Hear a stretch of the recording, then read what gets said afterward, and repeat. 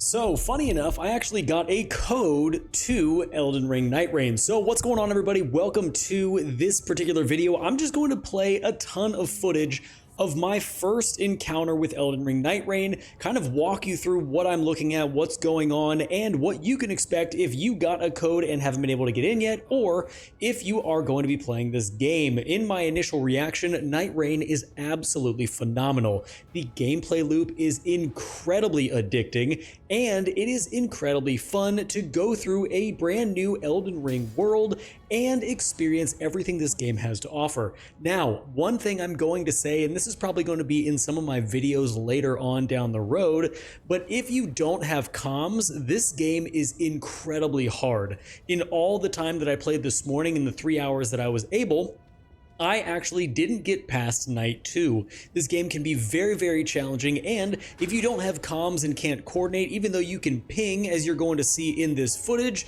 it is much harder to get your team to do what you need them to do or to communicate in general and collaborate as a team. But with that being said, I'm going to go through and I'll kind of narrate what I'm looking at, what we're seeing, and all the different items that I'm going to be picking up so you know exactly what to expect. Now, here in the round table hold, we have a combat arena that allows you to get accustomed to your moves.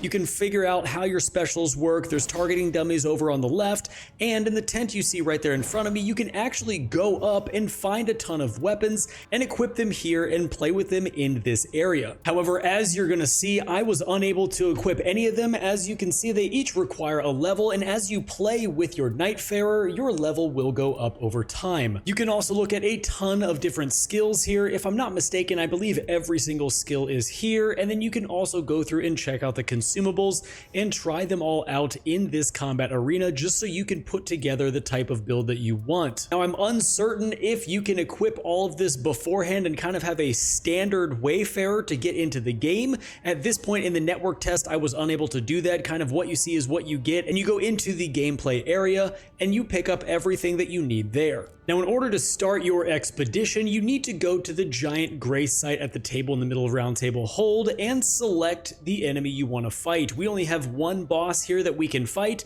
and the matchmaking will start. In my opinion, it is a seamless matchmaking. It took me as long as 45 seconds, but as little as 10 seconds to actually get a party going. There's also items called relics, which you get at the end of each one of your rounds, and they will give you different stats and perks that you can use on every single Nightfarer that you have, and these are permanent that can be swapped in and out. Now, once your matchmaking is complete, it will take you to a screen where you can choose your Nightfarer, and don't make the same mistake I did. You can be the same Nightfarer as another person. You can have 3 of the exact same.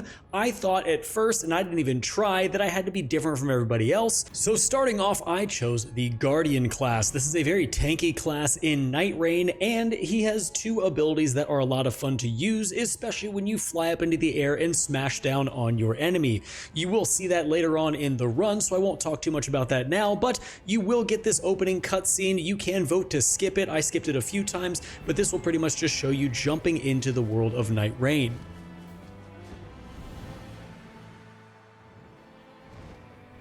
Now, everyone is going to start off in day 1. You'll start in by flying on the Spectral Hawk, and you can move around a little bit, but overall it's pretty much going to drop you in this exact spot every single time. The incredibly fast sprint is really, really nice. I found myself really enjoying that. One thing you do need to remember about that, though, is make sure you're not sprinting when you're in combat, as your stamina bar goes down incredibly fast. Remembering to cycle back and forth between regular sprint and your torrent sprint, so to speak, is an incredibly important thing to do, and stamina management in this game is massive.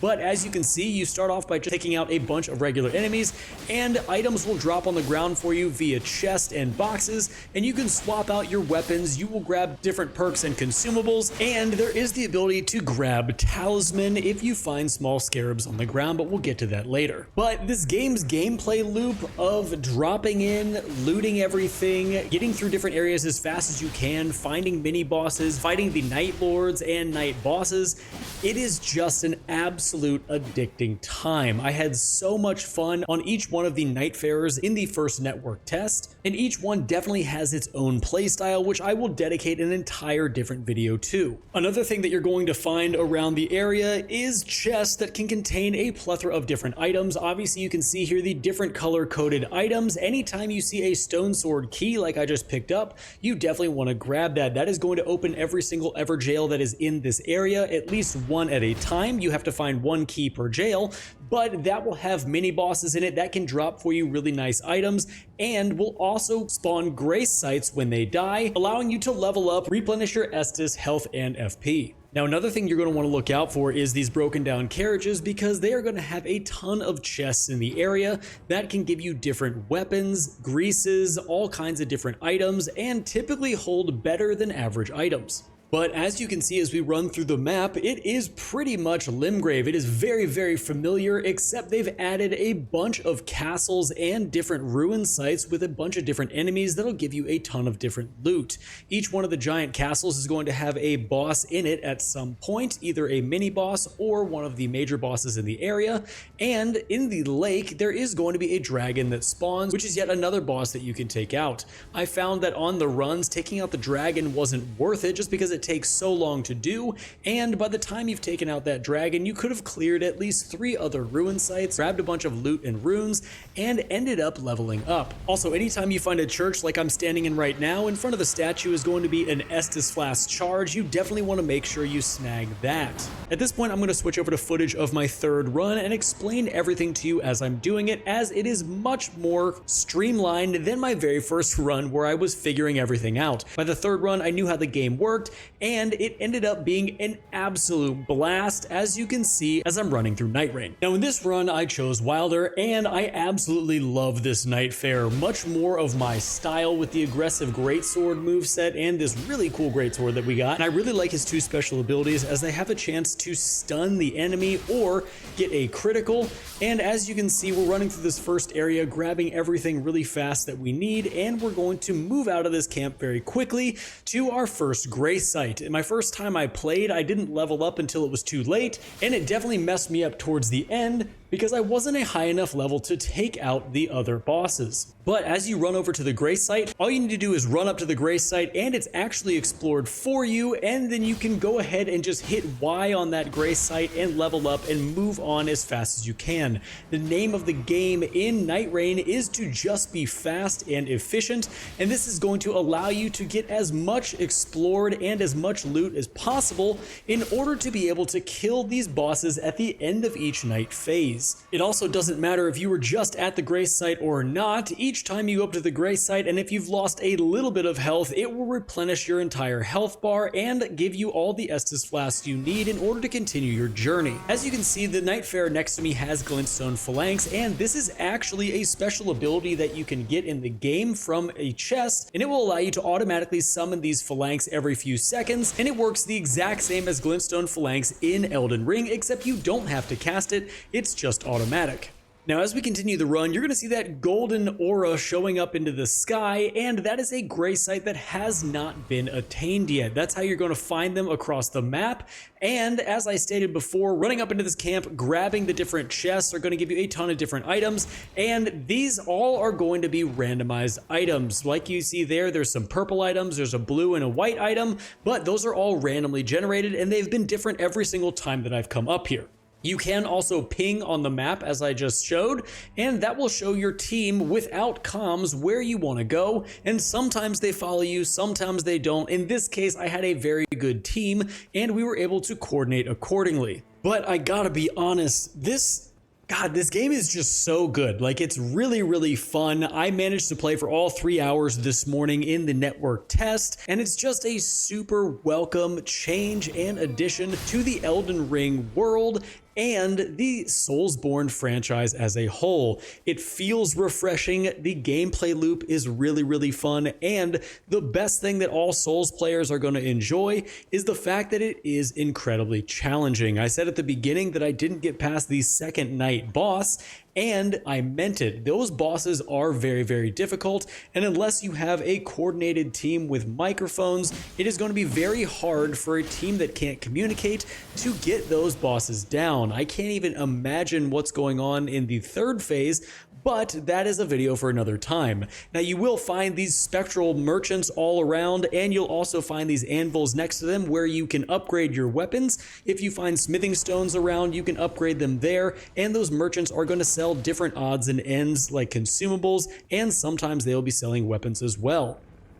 Now, as we enter our very first castle, it's pretty much like Stormvale, except really, really small. You are going to work your way through the area much like you would any major dungeon. However, this isn't a dungeon per se, but it does have a lot of good loot in it, and at the very, very top, there's going to be a boss. Typically, what I've found so far is that in every single ruin or in every single castle, there's going to be a major boss that isn't a Night Lord that will be waiting for you at the top. These have given me perks, they've given me different weapons, they've given me buffs, and they are very important to do, as this is the main way you're going to be able to level up quickly and to get some really good loot. As you can see, I just picked up the Great Epee, and it is nice because typically this weapon is a dexterity weapon and I've been using a strength weapon, but the only thing that matters in this game is your overall level and whether or not you can equip a weapon. Now, what you're seeing right now is one of my ultimates, and it's fantastic for not only rezzing your teammates if they're getting downed in a boss fight, because it does a lot of area of effect damage, but when there's a bunch of small enemies around, it definitely clears a room, and for larger enemies, it has the ability to stun them, allowing you to pull off a critical. Now, we are going to continue to make our way up to the very top here, where I am going to show you one of the bosses. I'm pretty sure it's just a golem that we've seen before in Elden Ring, but it does have items that drop for you that are very important as you move through this game. Now, you'll see the golem spawn here, and this is a very, very easy fight. He definitely isn't one of the major bosses at all. It's one of the minor bosses in the area, but as I have stated, you're going to have the ability to get buffs, attributes, sometimes you'll get good weapons. There's just a lot that these different types of bosses can drop. Now, once you kill this boss, a gray sight is going to spawn in this area, and wouldn't you know it, we have two ballistas, which actually aren't that bad considering bow weapons in this game got really buffed and can be quite violent. Now, I'm going to make a quick stop here at the site of Grace, level up to level 5, and then head up to this dark blue wind geyser. This geyser has the ability, just like the Spirit Springs, to throw you up into the air on Torrent. However, because Torrent is not an option here, you can actually run right on them and press A. Now, this is a Spirit Caller tree that's going to allow the Spirit Caller bird to come and pick you up. However, I went the wrong way. I didn't realize the tree was facing the opposite direction, so I end up back down here and have to go back to the top once more to continue the run. Now, skipping forward here just a little bit, we are going to be fighting some demi-humans and looting this entire area. I believe there is a Redmane Misbegotten up here that we're going to be fighting here in just a minute. I'm going to switch out my shield here because I'm using a sword shield combo at this point, which is really, really helpful, especially if you want to use guard counters or just have a little bit more survivability in this game. But we are going to take out this Redmane Misbegotten here, and I'll go ahead and join you again once we've done that.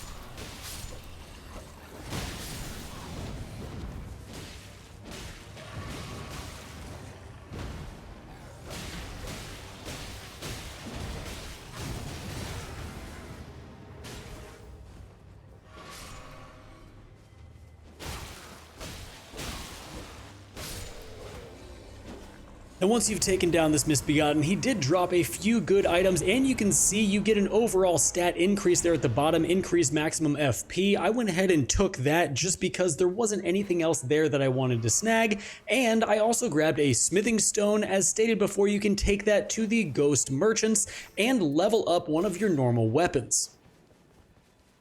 Now moving on here, just about 30 or 40 seconds into the run, you're going to see this Rains Gather pending night icon at the top right. This is telling you that you need to get to this giant golden ghostly tree because the very first night boss is going to spawn, and this signifies that your very first night is about to commence and you all need to get together to fight the boss. Depending on what type of boss is about to spawn in, you will get many enemies that are going to spawn that are that boss type. So for example, in a minute, the demi-humans are going to spawn, and then you will get 2 demi-human bosses that spawn as well. You will have to fight and kill both of them in order for the night to be over, and you move on into day 2. I'm going to skip ahead here because I don't want to spoil too much of this, but the fight was incredibly fun and really engaging. Now as you defeat one of the night bosses, you're going to get 3 separate perks you can choose from that are all really good and are going to add to your next day night cycle.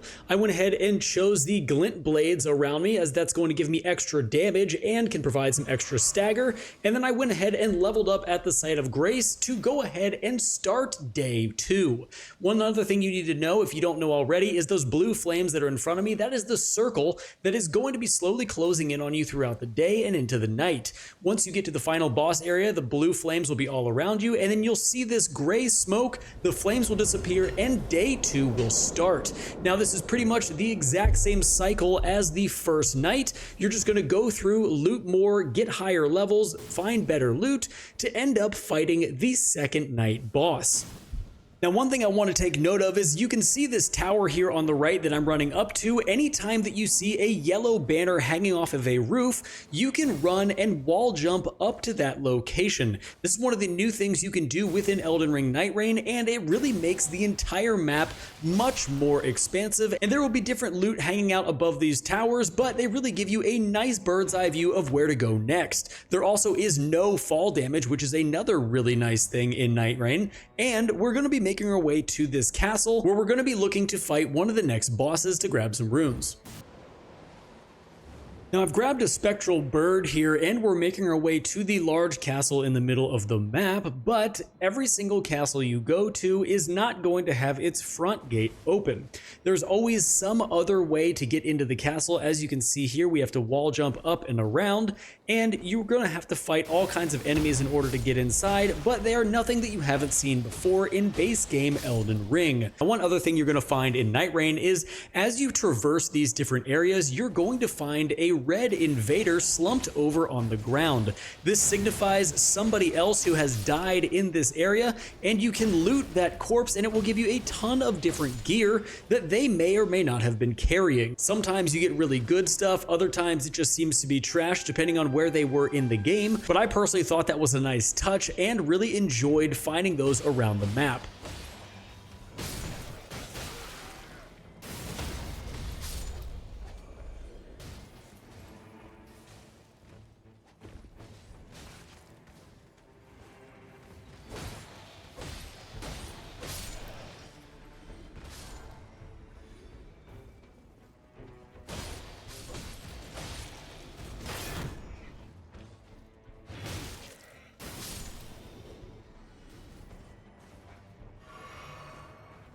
Now, something else that pretty much killed me every single time I came across it was eventually between stages 1 and 2, or night cycles 1 and 2, you will have Margit the Fell Omen surprise attack you and ambush you out of nowhere. As we're fighting this night, Margit shows up and absolutely crushes me and the Duchess player here, and he does so much damage. I'm not 100% sure how you are supposed to kill him if all 3 of you are together and all 3 three of you get rocked like that, but he does do a lot of damage. It is super, super annoying, and every single run that I did, he did show up and managed to just absolutely two-tap me. And once you die, you are going to get the mark of the Fell Omen, which is going to give you a debuff, but I can't figure out how to kill him, and I'm assuming later on in the different network tests, I'm going to figure out how.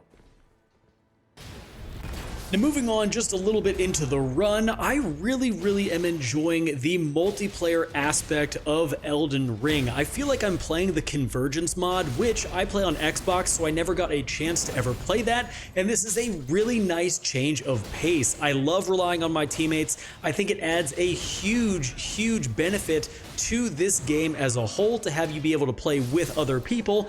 And if you guys thought that Elden Ring brought in a ton of not Souls-like players, then this game is going to reach an entirely new audience. Also, Celeria's tree dropped right here, and I do end up using that. You can see I can't use it yet because I have to be level 9, but once you start getting these purple and orange weapons later on, you become very powerful. I am going to run over here to the site of Grace and level up very quickly just so I can almost use Celeria's tree. But the thing I was going to say about Elden Ring bringing in a lot of new players, I think that Elden Ring Nightreign is going to be pulling players from Fortnite, Warzone, a ton of different games, and a ton of different players who have never played a Souls-like before. This game, I think, is going to be absolutely massive for that. The reason being is even though people were memeing and saying that it was Elden Ring Fortnite, it does have some Fortnite type attributes. You have the circle that closes in, you have the team play to win, and especially with things like Warzone having Verdansk way back in the day, this is very similar to dropping in, looting up, killing bosses. It's just got a lot of different crossover that I think is going to make this game absolutely massive when it releases. The other thing I noticed in Elden Ring Nightreign is the fact that equip load doesn't seem to be a thing. I'm using a giant shield and a giant sword or club, and I just don't have any equip load. I can still run just as fast, I can still roll just as fast, which is a very nice change, as worrying about equip load in Elden Ring was something that you always had to do, but here you can be as outrageous and ridiculously geared as possible, and it doesn't matter. Another thing that I'm noticing with a lot of these weapons is typically in the base game of Elden Ring, and I know I keep making a comparison and they're two completely separate games in a lot of ways, but all of the Ash of Wars that you can use on, let's say, dexterity weapons in Elden Ring seem to be found on strength weapons in Elden Ring Nightreign and vice versa. All the skills are completely interchangeable, and I think that is a very cool idea, allowing for a huge variety of play and the ability to use Ashes of War or skills on weapons that you typically wouldn't have them. Also, one of the things you need to realize as you're playing through Elden Ring Nightreign is if you die, you are going to have this purple bar over your head. Your team needs to hit you until that bar is gone, and you will res, and vice versa if they're down. But once you die, you will respawn, however, you will have lost a level. This can be an incredibly huge pain as you enter into the final stages of the game, but I was only in the very first half of the game, and it didn't make a ton of difference yet. As you can see, the enemies do vary from difficulty, and these guys were probably the hardest that we faced, only because Deathblight can be pretty difficult to navigate as it is in Elden Ring. But going on from this area, we're going to gather back up, and we are almost at the second night cycle where we are going to be fighting the second night boss. As you see there, I just picked up my runes. You have to go back to where you died, similar to Elden Ring, in order to do so, and you can get all the stuff that you had and just go ahead and level up at a site of grace once you find one. I gotta also say, dogs in this game are horrific. They are bad in every single other Souls-like and Elden Ring game, but in this game, they just are there for just pissing you off and making you super mad when you're fighting something else. They come in, grab a bunch of health from you, and then run away and do it all over again. Now, from this boss, we are going to be able to pick up a few different items, one of which is a sword, then a gargoyle's halberd, and I'm going to be able to increase the number of runes I'm getting by 10%. This is a super important perk, as getting runes and leveling up as fast as possible is very, very important in Nightreign. Now, just a few seconds ago, we did get the initial notice that we are going to be fighting the night boss here in a moment. So I'm going to run over and try to grab this Site of Grace and level up so we can prepare to do so. Now at this point, we're at the very end boss of Night 2, and we have the Lindale soldiers. I'm actually going to cut things off here, guys, because I don't want to spoil anything else for anybody who doesn't want it spoiled, especially when it comes to the bosses.